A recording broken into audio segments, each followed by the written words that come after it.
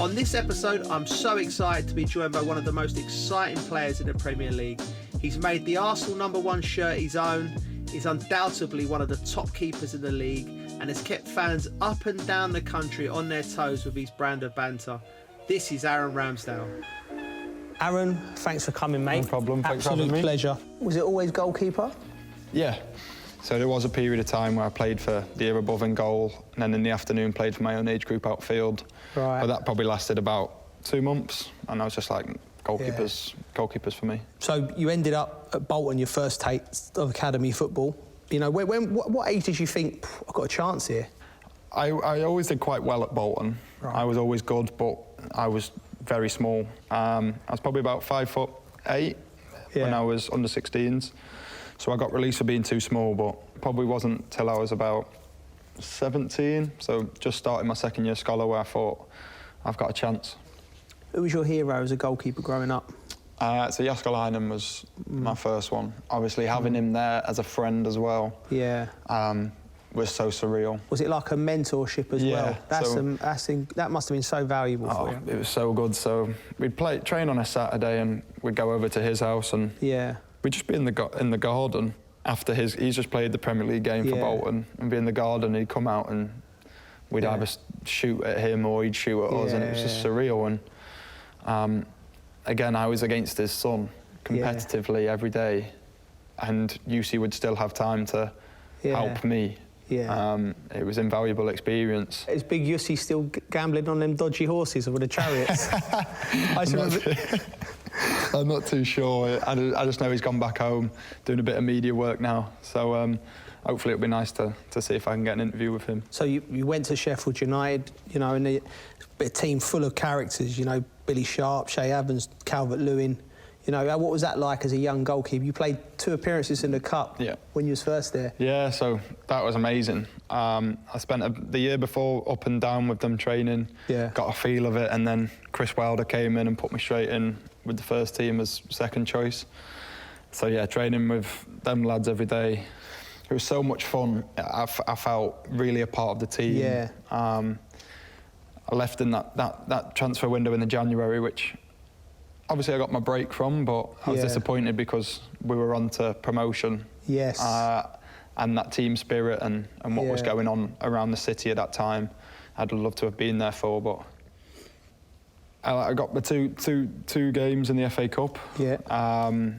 Leighton Orient was my debut, and then played against Bolton. Yeah. In the FA Cup. Did you have something in your, with it being Bolton and, you know, not quite working out, did you have that little bit inside you that wanted to stick out? Yeah. All footballers were. 100%. And I remember seeing the academy manager at the time who didn't look at me. Didn't look at me. You know, the rest of the people I saw there were really happy for me and wanted me to do well. But it was it was great to go back and just sort of show the 2 reasons why I didn't get a contract there of being too small and couldn't kick. I was able to show on that day that they were wrong. You said Bournemouth came calling, Eddie Howe, fantastic young manager. You went there, and then you've gone out on loan. How important were them loan spells to you? Crucial. Yeah. When I went down to Bournemouth, I went from, as I said, at Sheffield United, really feeling a part of the team, to sort of no man's land at the start. Right. Third choice.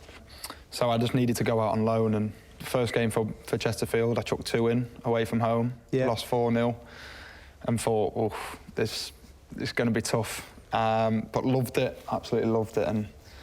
And I've always been told by a coach, Eric Steele, he said, when a goalkeeper's 22, 23, they're almost at sort of a development stage of a 17-year-old outfield player. Yes, good shout. And it doesn't matter, as a goalkeeper, you go to bottom of League 2, top of League 2, bottom of League 1, because you're taking corners and crosses where you've got the likes of Akinfenwa all around you. Yeah. You've got the crowd, the pitches are the same, people are taking shots. So for a goalkeeper especially, just get out there and play. Yeah. And I absolutely loved it. You come back to Bournemouth. When was that moment where you felt at home there? That summer. Yeah. When I got back from. Did Eddie say to you, "This is where you're in," or was it a? No, it was just a fight. Right. And that was the best thing he could have told me. Right. we stayed up with Wimbledon on the last day on goal difference, and I had a perfect sort of 4 months on loan there. Yeah. So I went down to meet the team and met the gaffer before they played Palace on the last day of the season, and he was full of praise of me off the pitch, more mature, grown up, and things like this. And he just said to me, "There's no set number one next year. So there's me, Mark Travers, Asmir Begovic, and Artur Boric fight it out." Good goalkeepers. So I came in, and competition is something I love. Started doing pre-season, played in a few of the big games in pre-season, but didn't know until the day before the first game of the season. Yeah.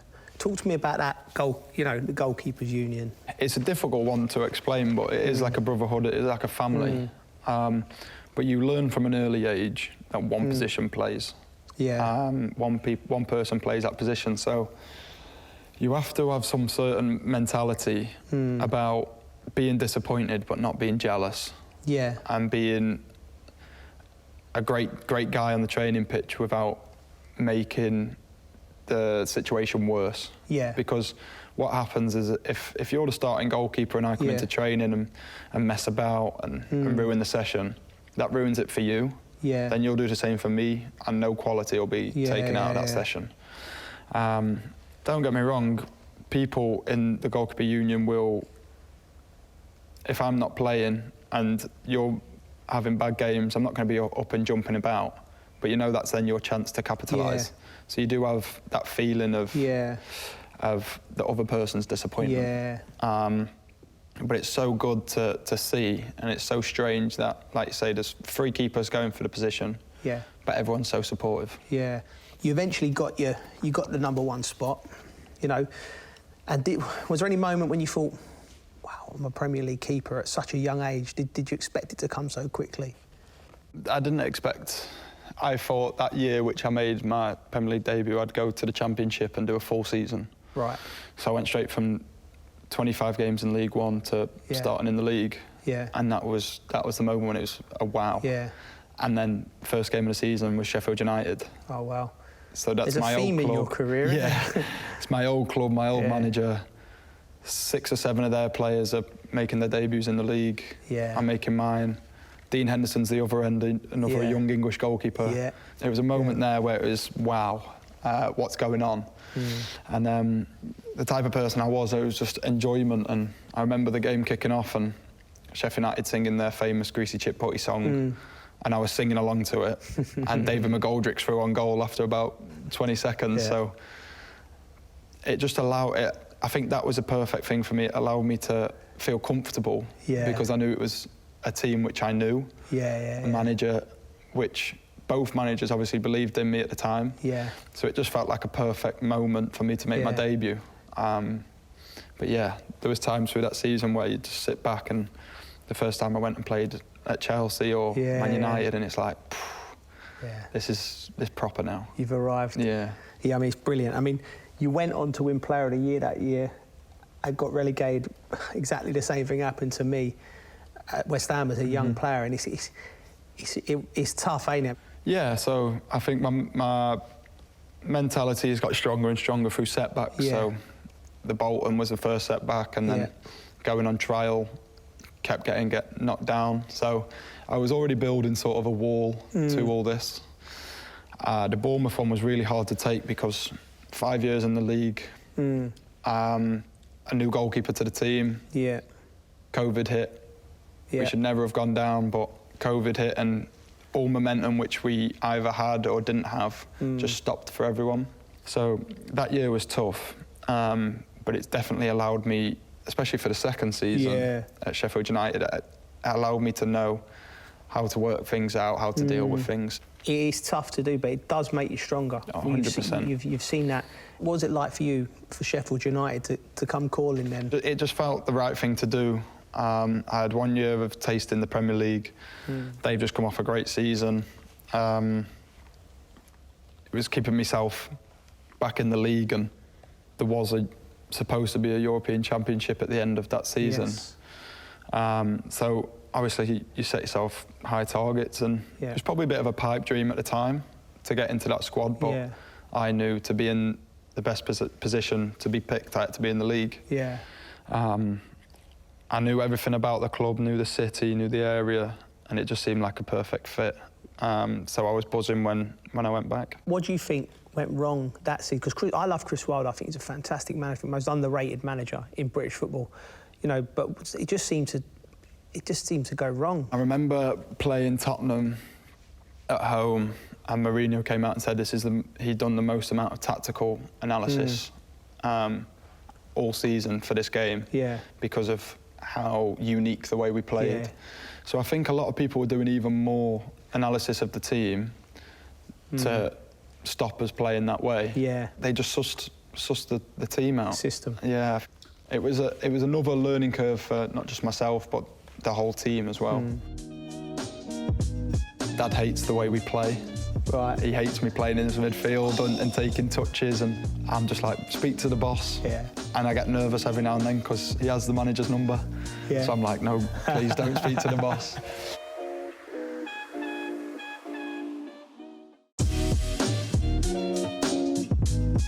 It's great that you're chatting about all these, you know, for the young kids listening, all the disappointments you had, and now, happier times now. Arsenal come in, massive club, Mikel Arteta. You know, he spoke to you and your dad on the phone. What was it that convinced you about Arsenal and Arteta? Massive club. Yeah. I remember speaking to my dad after the move from Bournemouth to Sheffield United, but it was after the Sheffield United season. And he said, I don't want you to do anything like we've done this year.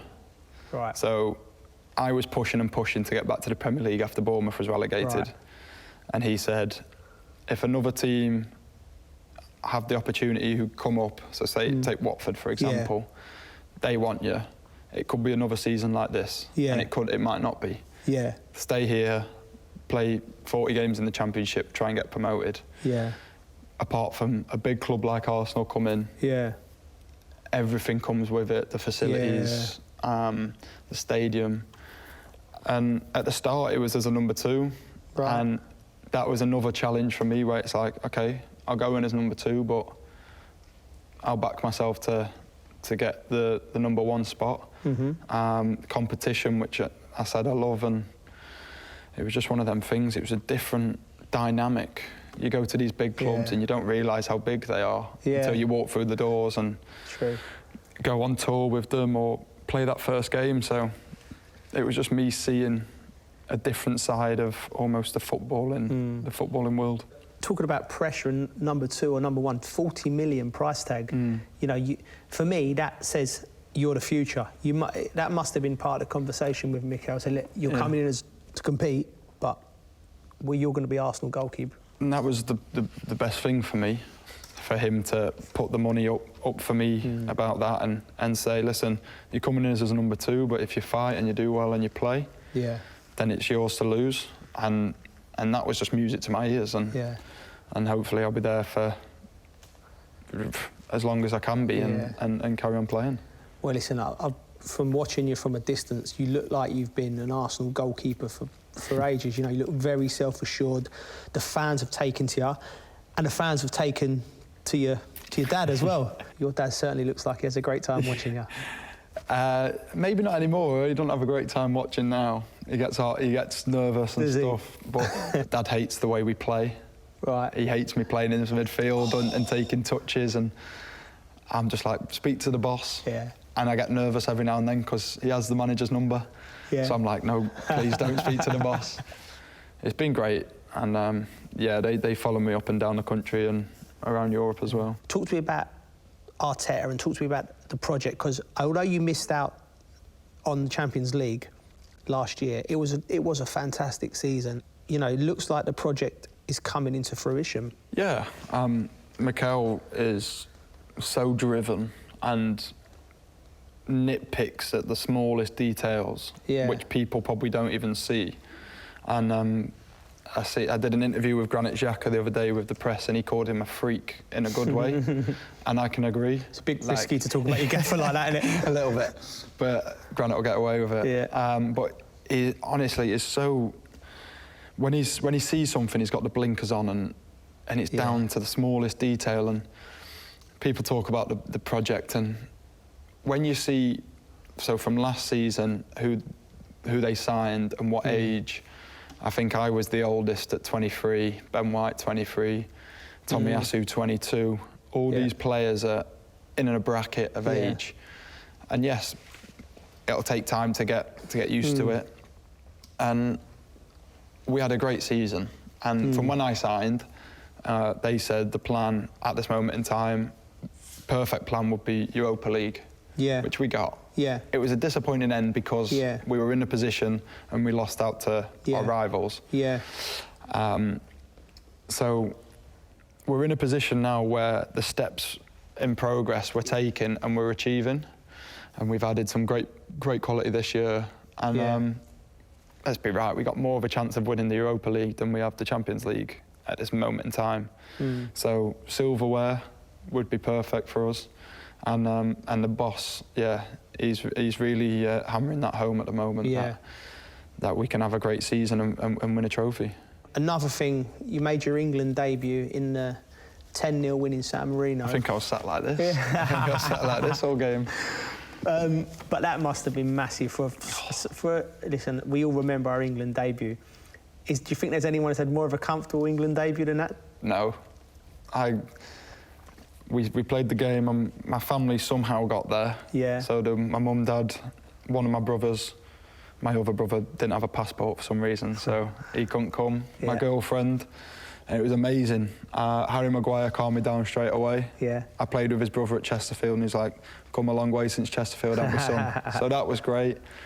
I got a save and I made a punch from the corner and that was me sorted. So yeah, not all the games since have been that easy, but to get that out the way, got all the pressure and all the nerves out of my system for the next game when I played Italy, so it was perfect. Qatar World Cup's on the horizon.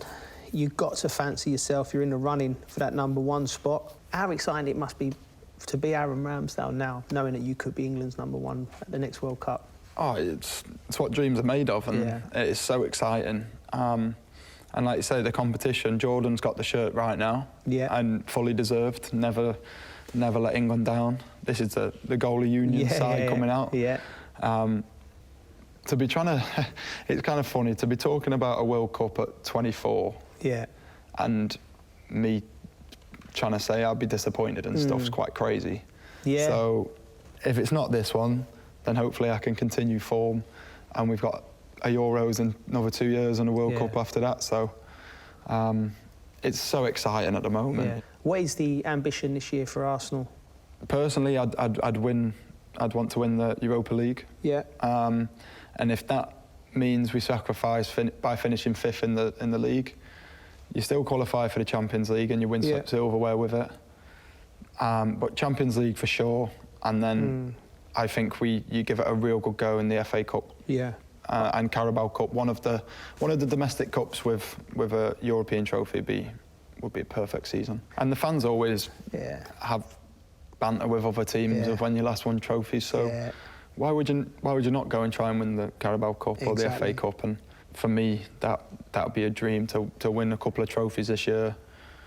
Win a couple of trophies in your career. You might never do it. So I don't get why we would try and do something different. Yeah, and you talk about banter with the fans. You're renowned for that. Do you thrive off of that? And I personally love it. It was something in the 90s. It was every game, all goalkeepers would do it. But you seem to be bringing it back. I love it. It's just something strangely in my head that keeps me concentrated. Yeah. Like I know if I'm giving you loads of stick, and I throw one in, I'm going to get crucified. Yeah. So, just going into with the fans, and I'd probably say 90% of the people in the stadium, or we do it to, take it really well. Yes. And I give them a clap before the game kicks off.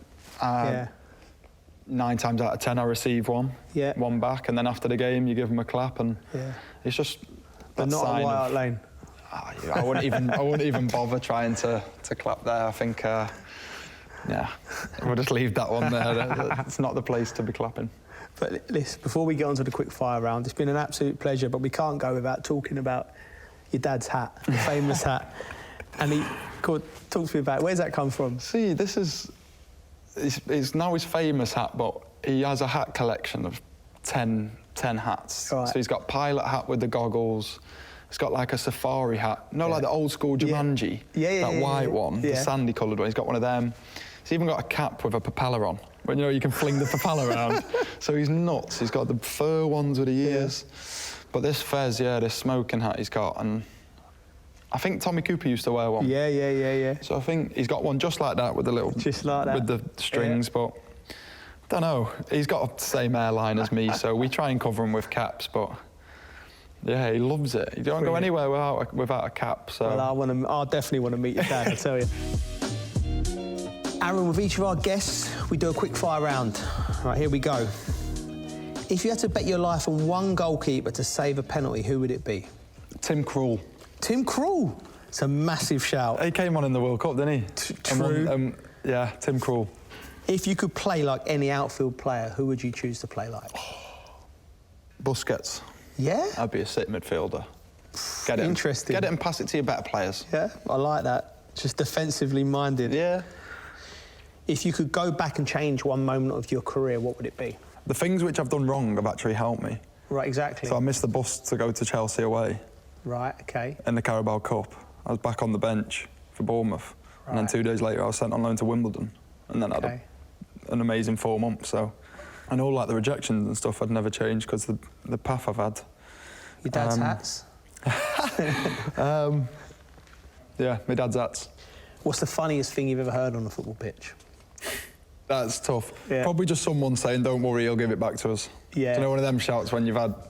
The lad's lost the ball a couple of times. It's like, don't worry, he'll give it back to us. Absolute pleasure, big man. Thank you very much. Good luck. Cheers, mate.